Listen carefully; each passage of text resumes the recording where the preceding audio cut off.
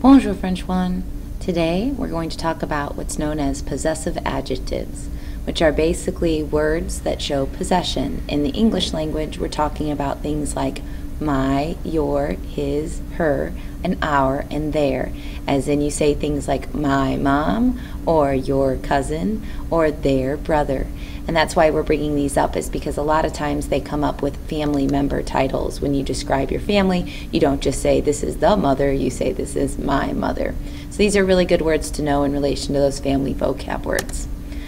So probably the easiest way to show you all of these is to actually give you a chart, because just like how there were multiple versions of the word the in the French language, multiple versions of the word a, there are multiple versions of the word my and your and his and her and things like that. Now the thing that's strange about this, or not, because when you think about it, the way you knew which the to use, whether to use the masculine le or the feminine la, was based on what item you were describing. So if you were describing the book, book being masculine, you would use le livre. If you were describing the chair, chair being feminine, you would use la chaise. So when you're talking about the word my and you're trying to decide which my to use as far as masculine or feminine, the one thing that kind of gets people is they try to think about themselves. Okay, I'm a boy, so I'm going to use the masculine my, and that's not how it works. You think about what is being possessed or what is being owned, or the word that comes after the my, however you need to clarify it in your brain. And it's about whether that is masculine or feminine. Just like how when you chose the word the, it was based on whether book or chair was masculine or feminine, not whether you yourself, the person speaking, was masculine or feminine. Same thing happens here. When you want to say my for a family member, it's not about who you are, it's about who the family member is and whether that family member is a boy or a girl. So if you want to say something like my dad, you would say mon père, or my uncle would be mon oncle. But if you wanted to say something for my for somebody that's feminine, such as my mother, you would use ma mère, or my sister would be ma sœur. If you by chance are referring to my something plural, such as my parents, you'll use the plural form of my, which is mes parents. Same thing happens with your. So if you want to say your father or your uncle, because father and uncle are masculine, you would use ton père or ton oncle. If you wanted to say your mother or your sister, because mother and sister are feminine, you would use ta mère and ta sœur. If, however, you wanted to say your parents, something plural, the plural form of your is tes parents.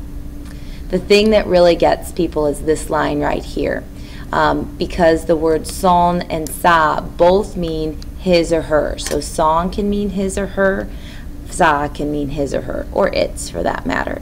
So whether you say son père or son oncle, you're using son because dad and uncle are masculine. We're sticking with that trend here.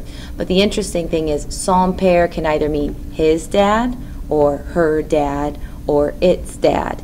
It's not about whether the his or her is masculine or feminine, whether the person that's speaking is masculine or feminine. It's about the fact that you're describing a dad. So dad is masculine, whether it's his dad, her dad, it's son père because dad is masculine. Son is the word for his and her and its. Same thing with sa. If you want to say his mom, it's sa mère. If you want to say her mom, it's sa mère. If you want to say its mom, it's sa mère. Because sa, the one word, means all three words, his and her and its. And if you want to say his parents, ses parents, her parents, ses parents, its parents, ses parents, because parents is plural, you got to use say, and say can stand in for either his or her or its. That's usually the toughest thing for people to wrap their brains around, and you'll probably make a mistake with that a few times, but that's okay. Just do your best to stick with it. So the word our actually doesn't have a separate masculine and feminine form, whether you're saying our dad or our mom. The word our is notre. If you are saying something plural, though, such as our parents, there's a special word for that, nos parents. The word your again comes up. If you think about it, these kind of correspond with our subject pronouns, and if you want to add this in, sorry to do it kind of on the fly, but your subject pronouns like je meaning I, if I am the subject of the sentence and I own it, then I'm usually going to use the words mon, ma, and mes to say my. If you are the subject of the sentence, then you have your items and you're going to use ton, ta, and te. If he or she is the subject of the sentence and we're talking about what he or she has, you're going to use il or a along with son, sa, or se. Nous is we, so we usually talk about how we own our items, and that would mean that we would use the word nous with notre and nos, which brings me to the point of all of this, which is vous. Vous, remember, is y'all or you formal, as in you, Dr. Kelly, or you, President Obama. But if y'all own something, in English we still say your, whether it's your, and I'm talking to one person book, or your books, the class, as in a bunch of people, and I'm saying y'all. We use your either way. I made up this handy dandy word right here. It's called y'allses, as in it belongs to y'all. So I like to think of these two words as meaning y'allses, but I know that's not a real word in English, so please don't go telling your English teacher I'm teaching you improper English. But if y'all have, if we're talking about y'all's mom or y'all's dad, you would say votre père or votre mère.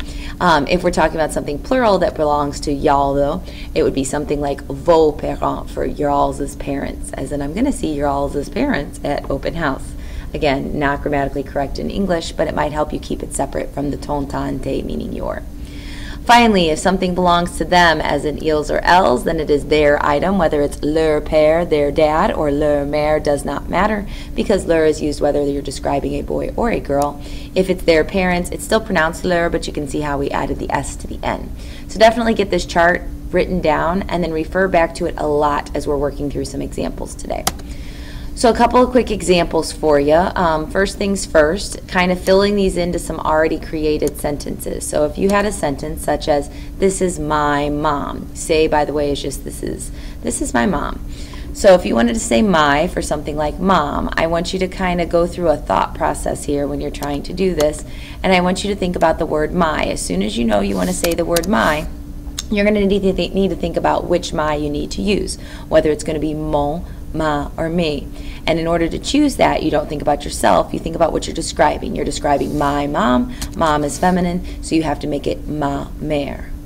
Same thing with the second one then. If you want to say something like, here are my parents, by the way, voici is just here are. So here are my parents. Again, when you look at your chart, you'll see that the word my is either mon, ma, or me. The way you know which one to use is based on what you're describing. If you're describing my parents, then it has to be plural, mes parents. All right, this is the one that tricks everybody. Voila, and we're trying to say here is his mom. Voila just means here is. So I want to say his, so I come to this row of my chart and I'm going, okay, the word his, remember, is either son, sa, or say. All three of these mean his. The way I know which his to use is based on his what? What am I describing? His mother, so it would be sa mère. This tends to make people's brains explode because, again, this is the feminine form, but I'm saying his, and that kind of conflicts in our English-speaking brains. So work through the process the same as you did with my. The word his is either son, sa, or say, and I'm saying his mom. Mom's a girl, so I got to use that feminine form of sa. All right, last little example here. These are our parents. Ce sont, the word our has to be either notre or nos, because if you look at your chart, it's right here. And then the way you know whether it's notre or nos is you notice that we're talking about parents, plural, so it's got to be nos parents. So that's just a couple of quick examples to get the ball rolling and get you kind of thinking about those. We'll obviously do a lot more examples in class, so don't get overwhelmed if you're kind of still a little shaky on that. We're going to watch a video in class. We're going to talk all about this. But the thing that most people have trouble with is not that they don't know how to use the chart. Once we've practiced it in class together and we've walked through it together, most people tell me, okay, I know how to do this, but I need the chart in front of me. Can I just use the chart on the test? And you know me, I'm a mean person. I don't allow you to use notes and books on tests. So we need a way to memorize this chart, which you know how I roll. Here's a song for it. So it's a little late since the holiday season has passed, but if you put it to the tune of Jingle Bells, again, this is not a deep, meaningful song that you can sing to your girlfriend or boyfriend and win their heart. It's literally just the words my, your, his, her, la, la, just to fill in the stuff. Our, y'all's is there, and there, it's that, hey. So it doesn't really make any sense, but it's obnoxious if you put it to a tune. And if you do put it to a tune and you memorize this in order, you actually have your entire chart in order. Look back, it kind of compares. So the tune goes, mon mamé, ton tate, son ça, c'est la la, notre no, votre vo, leur et leur c'est ça, hey. So you can already guess that we're going to sing this a lot in class and try to get it stuck in your head, because if this gets stuck in your head, then you have all of the words that you need from your chart in order, and you don't actually need a cheat sheet for your test. So ladies and gentlemen, jot down any major questions you have, but understand that this is just the tip of the iceberg. We're going to practice this a lot in class.